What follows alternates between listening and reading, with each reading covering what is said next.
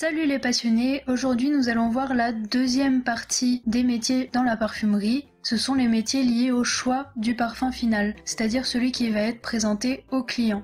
Il faut savoir que la plupart du temps, pour les grandes marques de parfums en tout cas, ce sont des sociétés de création qui créent les fragrances.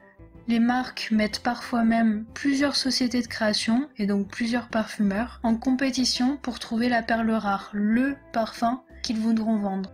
Il est donc important de choisir avec soin la fragrance qui va être présentée aux marques, aux clients. Le métier que je vais vous présenter aujourd'hui, c'est le métier d'évaluateur. C'est un métier très intéressant pour moi.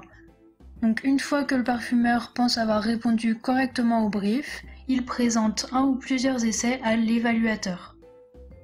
L'évaluateur, en fait, c'est un peu l'intermédiaire entre le parfumeur et le client, tout en faisant partie du marketing. Il s'assure que le brief est bien respecté, bien sûr, mais aussi que l'odeur correspond aux tendances actuelles et aux attentes du client. Et surtout, c'est lui qui guide le parfumeur et qui décide quel essai envoyer au client, ou bien, si la fragrance a besoin d'être retravaillée, qu'il l'orientera dans la bonne direction. Entre odeur et marketing, l'évaluateur tient donc un grand rôle. Il faut savoir aussi que les entreprises possèdent en général des bibliothèques olfactives qui sont gérées par l'évaluateur également. Donc une bibliothèque olfactive ou olfathèque, c'est un peu le cœur de l'entreprise si on peut dire. En effet, certains clients préféreront un parfum unique, jamais senti, mais d'autres clients recherchent des fragrances simples comme une fragrance banane ou muguet, ou bien se fichent d'avoir un parfum unique, ça peut arriver.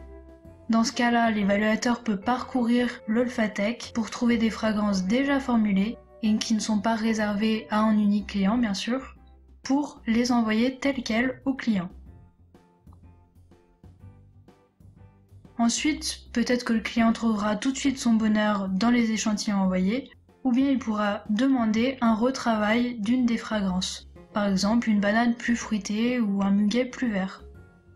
Le client peut également demander des tests directement dans sa base. Il peut par exemple envoyer un échantillon de sa crème cosmétique ou bien sa cire de bougie pour que l'on teste les fragrances directement dans sa base et qu'on l'envoie donc directement dans sa base.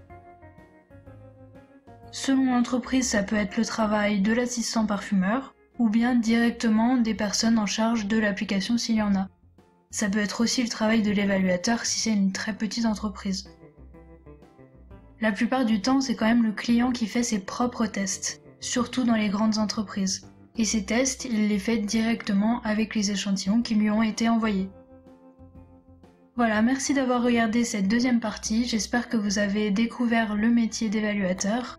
Et si vous avez aimé, n'hésitez pas à mettre un pouce en l'air. Je vous retrouve dans 2 semaines pour la troisième et dernière partie. Merci beaucoup!